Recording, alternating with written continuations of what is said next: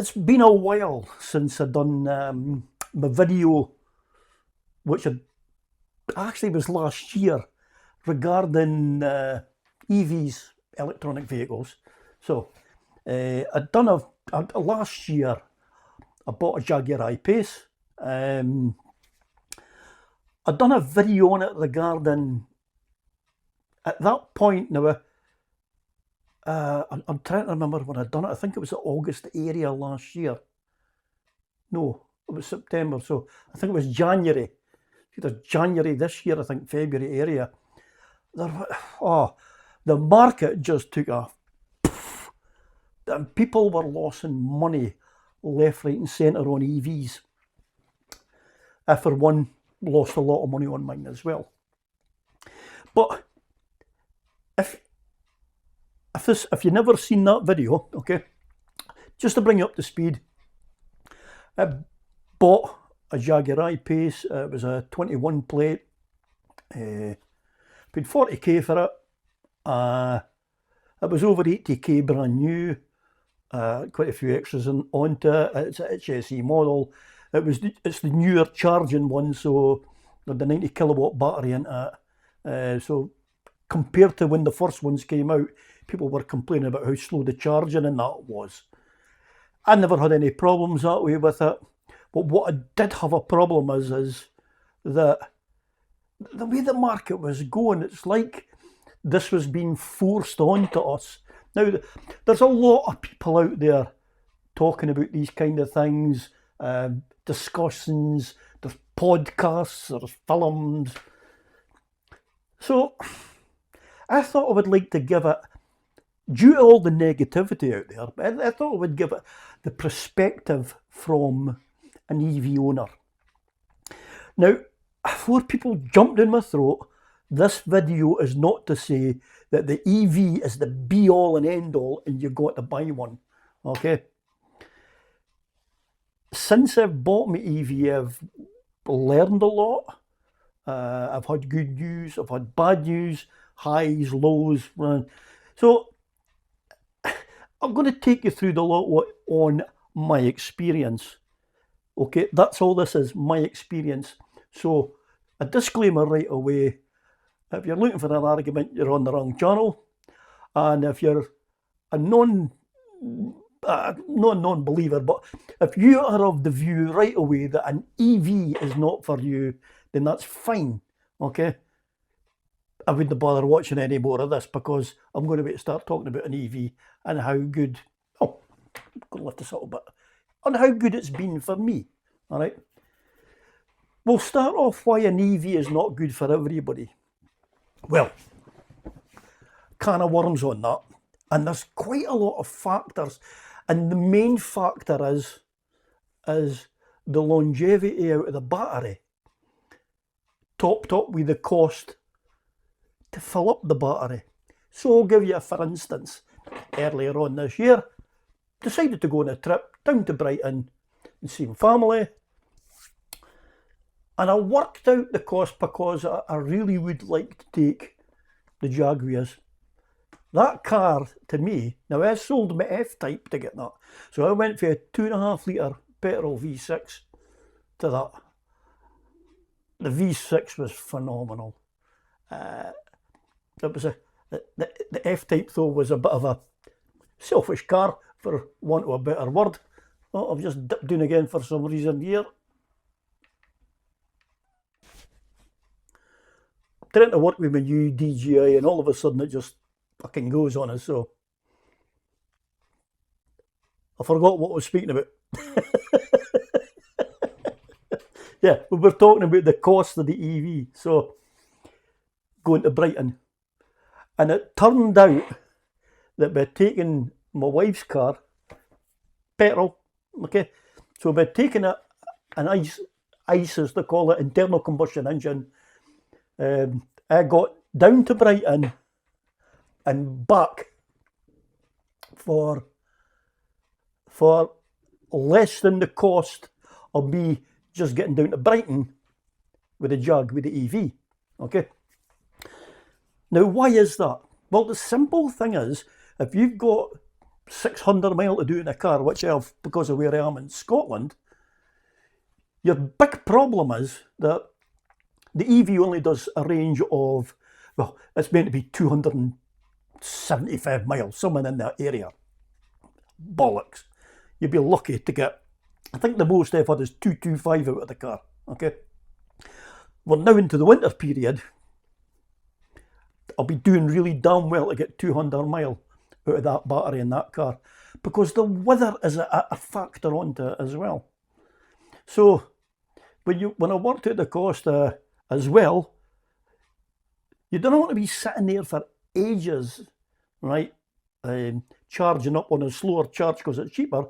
You really need the high performance, right? Which comes in at roughly about 83 pence.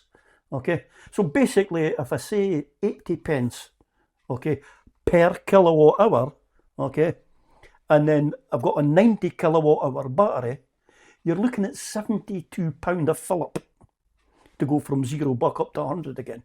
All right, so, but you're not going to be totally empty, but you're not going to be far off it. So we'll say 70 quid just to work it out, okay, to do 200 mile if you're lucky. I don't think you'll get it, right? No, maybe if you drove at about 50, 55, yes, on a motorway. But on a motorway, you don't want Arctics up your arse and you want to get down south. It's not about saving that, it's about getting there in time. So doing 70 mile an hour, you're talking about 3. So if I was to get the 200, I'd be 3 fill-ups, okay, at £70 a time.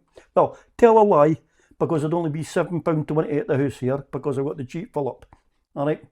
So if I leave here with a full tank, I'll get 200 mile, then I'm £70. Then I do 200 mile, that's 400 mile, then I'm £70. And then I do another 200 mile, so by the time I get to Brighton, okay, I've done 600 mile and my tank's empty. That's over £210 it's cost me an electric. £210 just to get there. Now, it costs me probably say about £55 to fill the wife's car up. And on that, we get near 500 mile out of tank, right? But we'll say 400 to make it easy, right? So if we say £50 to fill our tank to get 400 mile, that means to do 600 mile, I'm going to be £75. So for one tank of petrol, right, is equivalent nearly to one tank of electric. Okay, I'm saying tank electric is just to fucking simplify things, right? So bearing that in mind, you can understand why Joe Public fucking detests EVs. They're no use on long journeys, they're no use for businesses, there's no use for sales representatives. There's no a place in the market for them. Maybe now, in 2024, so I'm coming to November 2024 is when I'm recording this, you'll see that you're starting to get the smaller ones, your MGs, etc., kind of cheap shite that's coming out. So they're under £40,000. Wouldn't really say they were luxury. And the battery life is getting better. Some of them are claiming to have roughly about 400 mile out of them. So it's double what I'm getting out the I-pace, which is very dues. But with technology changes all the time. It's quite simple, right? So that is why I can understand, and I personally agree with people when they say you can't beat an internal combustion engine. No, when it comes to electric, no, when it comes for doing long journeys. And I mean, if you were forcing somebody into electric, at least make it a hybrid.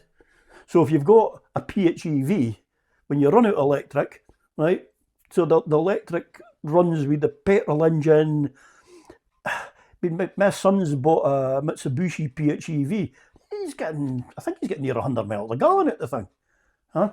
Just because the battery's running, and while he's driving, it's charging, and then the battery kicks in again, and it's a fantastic piece of kit compared to that. And he's not got to worry about running out of fuel, because when his petrol tank gets low, he just jumps in, fills up, 3 minutes later, he's back on the road again.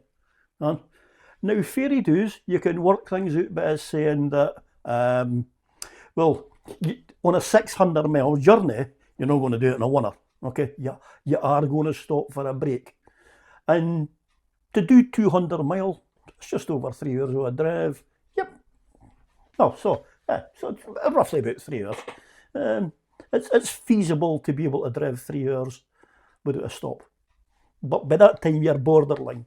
So you'd be wanting to have a bit of a rest to give yourself a tiredness break. So when you do pop in and to get a coffee and something to eat, you're probably looking at the best part of 30 to 45 minutes.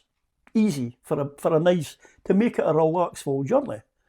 Which, at that time, you probably get another full tank of electric. Providing, one, there's room to get a charger at a service station. And two, when you do get one, it's working. All right? There's loads of downfalls. You get the super powerful chargers, unless two people are sharing it. So you only get half each of the power that's meant to be put in it. Right? So I would say there's too many negatives outweigh the positives to owning a full EV on that side of things. But you know what? Let's flip the coin. Let's come to my life. I'm fortunate, whereas, and I say I've had a great debate with one of my mates on this, Gordon. Gordon lives in a flat, right? And for all the mileage that Gordon's done, or he does, he probably would, like me, benefit from an electric vehicle because we don't do much in the way of mileage. There's me, I've been out in the car again today. I was in the car yesterday and it's I've still got 3/4 of a tank of electric sitting in it. So I could probably be going, plug it in the night, £2.50 or something, if I am that. And I've got a full tank of electric again. But I didn't do it that way because what I like to do is, after above 80%, that's when things like, when you first plug an electric vehicle in at low, there's loads of space in it. Fucking throwing the ions all over the shop. When it gets to about 80%, the last 20%, the electricity doesn't go in and charge the battery cells up as fast as what it does when it's empty, because it's trying to find space and settle itself out and that. And then there's a couple of other statistics. But all in all, when I go to my bed at night, I got the next day, I don't need to worry about any of that. My car's charged up, and I just unplug it. That's maybe a full tank electric again. And I'm good to go for 200 mile. Now, if I can use the car and say do 20 mile a day, 30 mile a day, even we'll say 30 mile a day, right? So even at 30 mile a day, which I didn't do, but if I did do, I would still get 5 days out of that tank of electric, okay? So, and if I did get the 200 mile, my 150 means I've got 50 mile left. So there's 25% electric in the tank, which means, there it fucking goes again, look. Take 3. This fucking gimbal's worse than an electric car. Right, so, as I was saying, yeah, so I've driven 5 days, I've used 75% of my battery, there's 25% left. So a quarter of a 90 kilowatt battery is 72.5. So it'd be 45, 22.5, 67.5. So I've got to put 67.5% in. Now I can work that out into kilowatts and then multiply that by 8.5 pence a kilowatt. But that's a fucking lot. I'll put it this way: if I'm £7, then it means I'm £7, £3.50, £4.75. There you go. I'd be £4.75 to fill my tank up. Say a favour, okay, just to make things easy, right? So I get 3/4 of my tank and I'm going to be £5 to fill it up. That's no a lot of money. Now, compared to when I had to put 3/4 of a tank into my F-Type, that was costing me £60. So financially, you can see where I'm coming from and where this is helping us. So I would say yes, there is a place for EVs in society, but I will also say no, not fully percentaged for the whole of the UK to be driven electronic vehicles. I mean, they're wanting the whole of the world to be electronic vehicles at some time, I suppose. That'll never happen, because if you take the UK right now, the amount of electricity available in the national grid, right, there's no enough there. And the infrastructure, although they even know this, still isn't there. So it's impossible for the UK to go full-scale EV, because the national grid couldn't cope with it. There's no enough resources. There's no enough battery banks to keep the power going in. And bearing in mind, right, it's just like, well, there you go. There was a classic on. I don't know what you use. I just go into Sky News every day to keep on top of things, right? And lo and behold, come March next year, the price is going to reduce in gas and electric. Whoop-dee fucking woo. And let's reduce it now when we need it.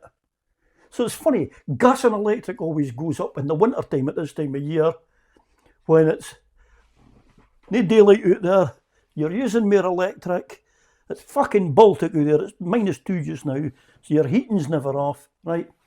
And yet in summer, it's still light at 11 o'clock at night, so you're not using your lights, and it's warm, it's still 12, 16 degrees here in the UK, in Scotland anyway. And so if it is a bit cool, you stick a jumper on, right? You don't put the heating on, you just stick a jumper on, get yourself cosy, and that's it, right? But why not put the tariffs up then when it's hardly getting used? And then put the tariffs down in the winter? Why? Because it's all about that, cash and money. And it's the same with electric cars. It's all cash and money, right? So if you want to have a decent electric car, you're going to have to spend over £40,000. Now, when I bought that, right, that was another wee trait as well there, I was getting free road tax, right? Now the government's went, oh, well, EVs are going to have to start paying more in road tax. Okay, fine. I don't mind paying a road tax. I've also got another car, which I pay road tax. I've got a motorhome, which I pay road tax. And I've got a motorbike, which I pay road tax. So I'm paying plenty of road tax. My fucking gripe is, why is it not getting spent on the roads? Because it's got nothing to do with roads. Small, very small percentage of that money is for roads. It's a vehicle excise duty. So what did they do with the money? Obviously, they just fucking pocket it, because either that, or it's maybe they're using the VD. Maybe they're paying that for the immigrants to stay in hotels and whatever. That's a different fucking subject anyway. It's got nothing to do with electric vehicles. So, would I recommend, though, for somebody to get an electric vehicle? Well, I was going to show you a thing here. You know what? I will show you. I'll go and set this. Now, I hope this comes through pretty clear, but it's basically this one here, the year to date. The figures up there are for August for some reason or another, but what you're looking at here is all the different vehicles.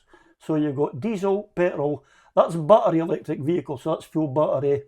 That's PHEV, which is a plug-in hybrid vehicle, that's what my young lads got. And then you've got HEV, which is as hybrid electric vehicle, it's telling you down here. Okay, so you've got your figures here of what they've done in 2023, but look, you've now got your figures here for year to date. So I'm taking that up to probably October, because we're into November now. I might have a bit of November figure in, but I don't actually know. But it just says year to date. But look at the percentage change here, and this is where it gets really interesting. All right. So from 2023, so in the last 12 months, okay, diesel has dropped 13%. But look at that. Look at petrol. It's only jumped up 8%. But look at the figures. 674,000. Now, in a year where that's meant to be dropping, it's no. Petrols, people are actually now realising that diesel is actually a con, right? But here's a good one, look at that. There's your fuel batteries. They're starting to get a chunk of the market now. 17.2% they're taking in a chunk of the market this year. So that's quite good in a positive way. So that's where I'm saying that the EVs are for, not for everybody, but they are for, according to this now, 17.2% of the people. But look at your PHEVs, right? Even they've took 8.1%. And then if you look at your HEVs, right, they're on 13.8%. So if you really look at that there, that's 21.9%, say 22%. 22% of that is more than that. So it's 5% more near than the BEV, right? So that just tells you that, you know what, that figure there, look at it, government, because what you're projecting and what you're saying to garages, and bearing in mind the garage will be getting fined so many £1,000 per vehicle, okay, if they don't sell. Now, I'm sorry, but how can you punish a garage? Suit my collar here. But how can you punish a garage for no selling an electric vehicle when the government haven't even got their infrastructure? So why is the car dealer, or even us, the taxpayer, why are we not able to actually say, well, here, we're wanting money back for you, the government, because you failed to put the infrastructure in that you wanted.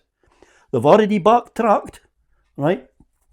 2025 was meant to be when everybody was going EV. We're only 6 weeks away from that now, right? But you what did they do? It doesn't suit us, it's no going wrong. It's meant to be, but Pete Tong will put it back to 2030. Well, you can watch, see when 2030 comes, right? We'll not be talking about this, because there'll be something will happen in the world which will actually diverse away from this, because 2030 won't happen. There is no way that they are going to be able to do away with this, because you think about it, right? In 2030, when they stop, there's people still selling ICE engines just now, internal combustion engines, all right? Which means that 2030, when they stop selling ICE, there's still going to be loads of new to nearly new. You're getting cars up to 5-year-old, right? With seriously good internal combustion engine into them. They're still going to have to sell petrol and diesel, right? So for the vehicles that have previously been bought until they got, I don't know how many generations in life I've got to go through before you will see full electric or full whatever. I mean, fucking, as far as we can end up with a flux capacitor in our car, and we can fucking run them on stale tomatoes and vegetables and potatoes and water. And it's just crazy. That really is crazy. So the government can put what figures out there that they want, but they ain't justifying what the public are actually saying. So, I don't know. At the end of the day, I feel that from last year there has been a big shift. Now, I mentioned about the amount of money that I lost. The market has stabilised on the second-hand EV market. Now, you've just got to go to Auto Trader and you can see that yourself, what's actually happening, all right? But there is also, so in, for instance, the Jaguar I-pace, right? You can go and get my car now. And saying that, I've got low mileage on mine. I've still not turned 10,000 in that, because I'm retired, I don't do much driving. But you can get one roughly with about, say, 10,000 miles on it, and it'll set you back circa 29 to £30,000 from a garage, okay? But you can still get that same year of car, but with 40,000 mile onto it, and you'll get that for about 25. There is actually ones even higher mileage than that, up near the 75 to 80,000 mark, and they're even cheaper. They're doing about 21,000. So there is bargains to be had out there, not just on the I-pace because I've got that, but on a lot of electrical vehicles out there. Because bearing in mind, you've got to remember that with the tax law in here, if the car is valued at more than £40,000, right, you're also getting hit with a £385 right at this moment. That's what they're quoting. So you're £180 for your tax, and I think it's £385 because it's a fucking, they're calling it some kind of a luxury tax or something like that. But to go from zero to near £600, I'm sorry, you're not getting none for your £600, put it that way. Because now, if you take the amount of vehicles that are in the UK, right, that are going to get hammered with this, and you also get the money, that the revenue that they're going to pull for the garages. Now, bearing in mind, this is going to have a serious impact because garages are going to suffer.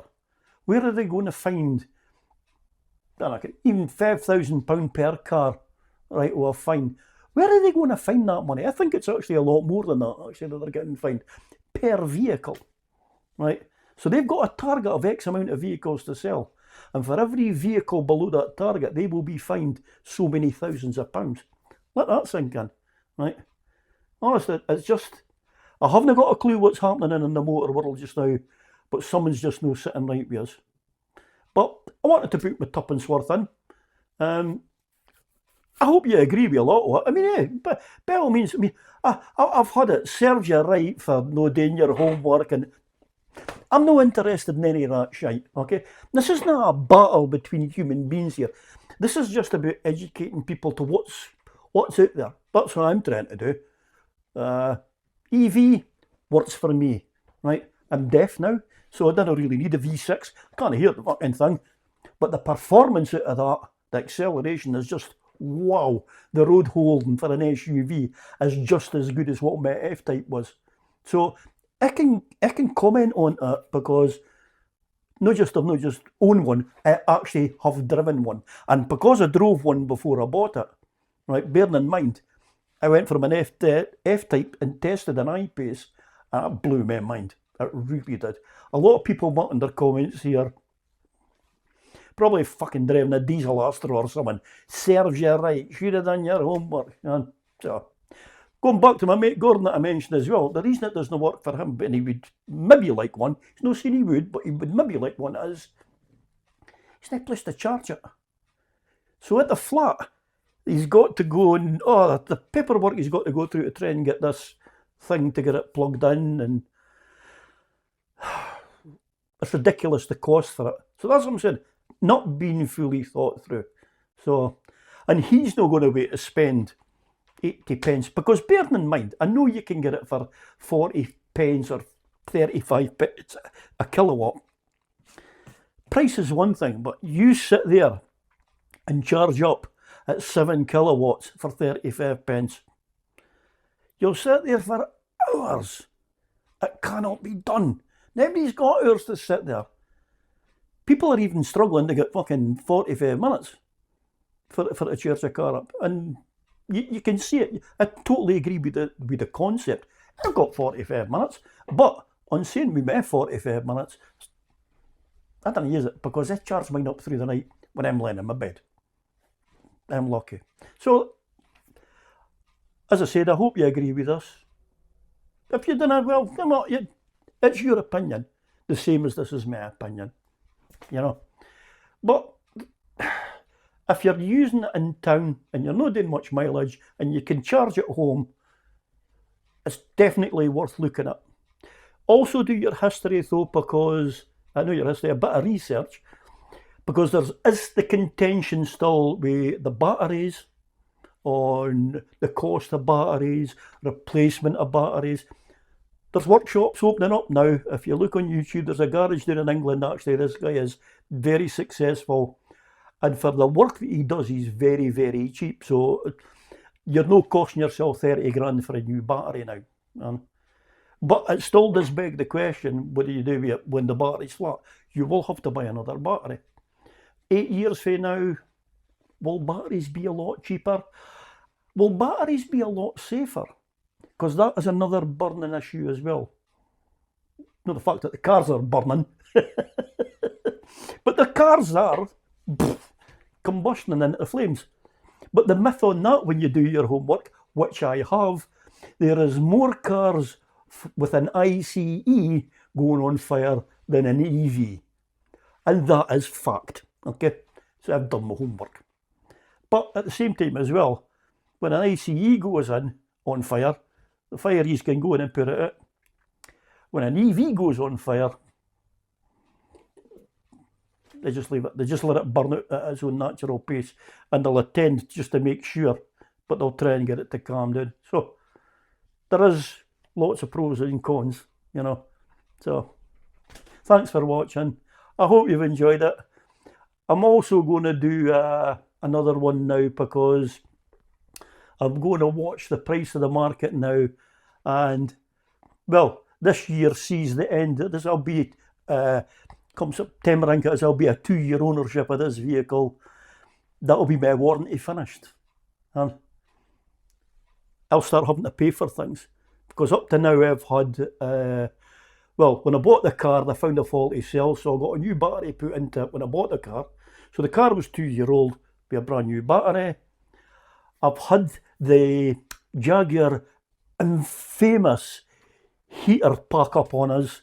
That took 3 months to sort out. Fortunately, I got my new heater put in just in time for winter here. So it was nice driving about in the car on at 28 degrees.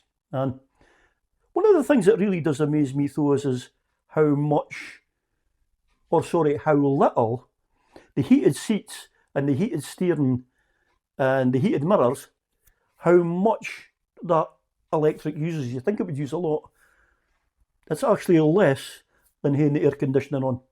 The air conditioning actually drains a lot more of the battery.